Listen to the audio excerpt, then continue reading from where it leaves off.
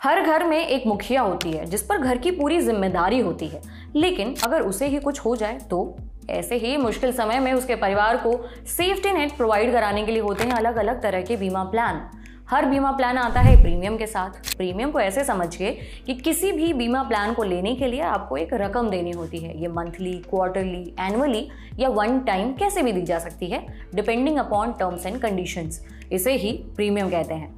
देखिए, बीमा प्लान एक जीरो सम गेम होता है, यानी जितने भी लोग प्रीमियम जमा करते हैं वो एक जगह इकट्ठा होता है और जब उनमें से कोई भी बीमा क्लेम करता है तो उसे इन्हीं पैसों में से क्लेम लौटाया जाता है, ठीक वैसा ही जैसे कमेटी में होता है।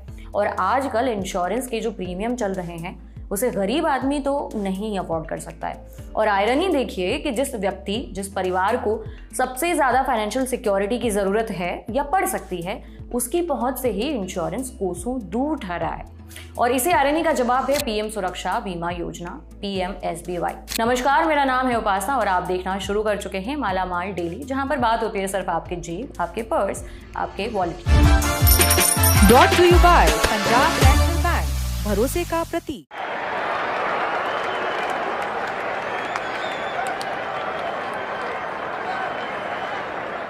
प्रधानमंत्री सुरक्षा बीमा योजना एक सरकारी बीमा पॉलिसी है। इसे शॉर्टकट में PMSBY भी कहते हैं।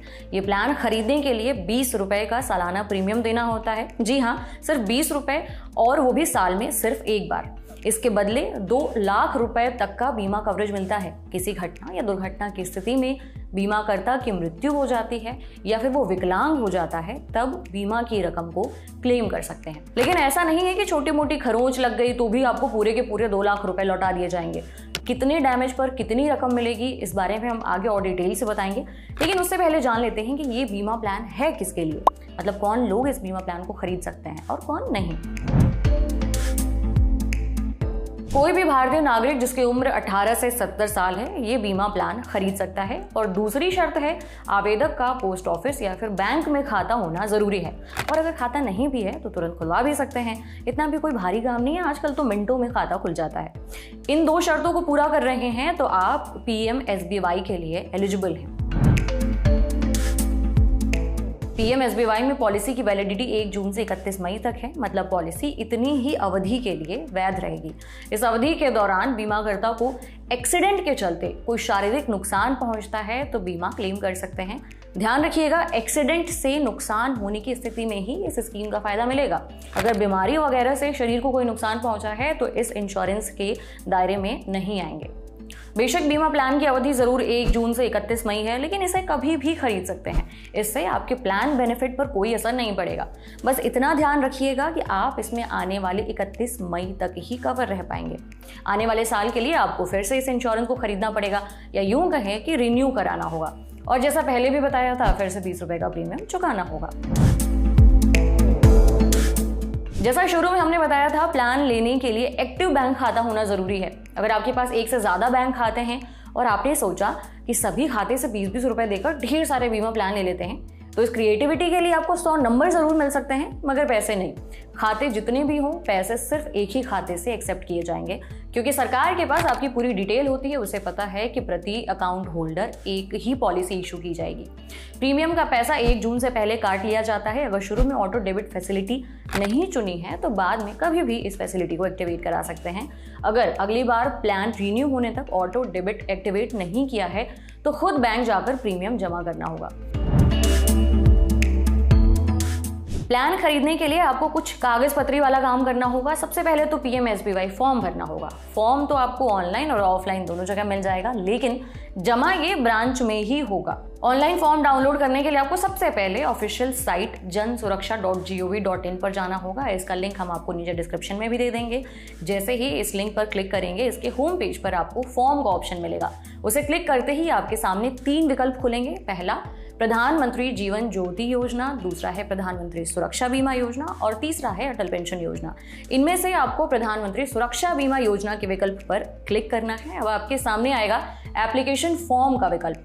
एप्लीकेशन फॉर्म हिंदी और इंग्लिश के अलावा 5 और भाषाओं में मिलेगा। अपनी पसंद की भाषा वाले फॉर्म पर क्लिक करें। अब आपके सामने आवेदन फॉर्म का PDF खुल जाएगा। फॉर्म को डाउनलोड करके उसमें पूछी गई सारी जानकारी अच्छे से भरें, जैसे कि नाम, पता, मोबाइल नंबर, ईमेल ID, आधार नंबर वगैरह वगैरह। आवेदन फॉर्म के साथ सभी जरूरी दस्तावेज अटैच करके बैंक या पोस्ट ऑफिस जहां पर आपका खाता है वहां जमा कर दें। बैंक आपके डॉक्यूमेंट्स की जांच करेगा। डिटेल्स और डॉक्यूमेंट्स सही रहने पर एक बीमा सर्टिफिकेट दिया जाएगा। फॉर्म जमा करते टाइम ही आपसे ऑटो डेबिट की मंजूरी भी मांगी जाएगी। जैसे ही प्लान की वैलिडिटी पूरी होगी, खाते से अगले साल के लिए पैसे अपने आप कट जाएंगे। अगर किसी टेक्निकल कारण से इंश्योरेंस का प्रीमियम नहीं कट पाता है, जैसे खाते में बैलेंस नहीं है, तो आपकी पॉलिसी बीच में ही रुक जाएगी। लेकिन जैसे ही प्रीमियम का पेमेंट करेंगे, पॉलिसी फिर से एक्टिवेट हो जाएगी। मतलब कोई बहुत भारी तामझाम, टेंशन या लोड नहीं है। अगर आप इंटरनेट फ्रेंडली नहीं हैं या ऑनलाइन फॉर्म वगैरह निकालना बहुत उलझन का काम लग रहा है, तो आपके पास ऑफलाइन PMSBY फॉर्म लेने का भी विकल्प है। इसके लिए आपको अपने नज़दीकी बैंक या फिर पोस्ट ऑफिस के ब्रांच में जाना होगा। वहां जाकर PMSBY फॉर्म ले सकते हैं। यहाँ भी वही डिटेल्स भरनी होगी जो हमने आपको थोड़ी देर पहले ऑनलाइन प्रक्रिया के वक्त बताई है। 70 साल की उम्र पार करते ही बीमा कवर अपने आप इनवैलिड हो जाएगा, मतलब बंद हो जाएगा। अगर बीमाकर्ता ने इस बीच किसी वजह से बैंक खाता ही बंद कर दिया है जिसमें से बीमा के लिए पैसे कटने थे, तो भी बीमा प्लान अपने आप कैंसिल हो जाएगा। अब जानते हैं क्लेम प्रक्रिया के बारे में। जिस तारीख को एक्सीडेंट हुआ है, जिस वजह से विकलांगता हुई है या डेथ हुई है, उस तारीख से 30 दिनों के अंदर अंदर क्लेम फॉर्म भरकर जमा करना होगा। विकलांगता हुई है तो खुद बीमा करता, और अगर डेथ हुई है तो नॉमिनी, और अगर नॉमिनी नहीं है तो कानूनी वारिस क्लेम के लिए अप्लाई करेगा। क्लेम फॉर्म के साथ आपको कुछ डॉक्यूमेंट्स भी देने होंगे। विकलांगता हुई है तो उसका सर्टिफिकेट, और डेथ हुई है तो उसका सर्टिफिकेट लगाना होगा। सर्टिफिकेट पर हॉस्पिटल अथॉरिटी का साइन भी चाहिए होगा। क्लेम के लिए अप्लाई करने वाले का आधार और पैन कार्ड नंबर लगेगा। पासबुक के पहले 2 पन्ने या bank, post office, bank account जो भी है उसका स्टेटमेंट जिसमें अकाउंट की डिटेल्स दिख रही हो। कैंसल्ड चेक भी चलेगा। साइन की हुई एडवांस रसीद भी देनी होगी।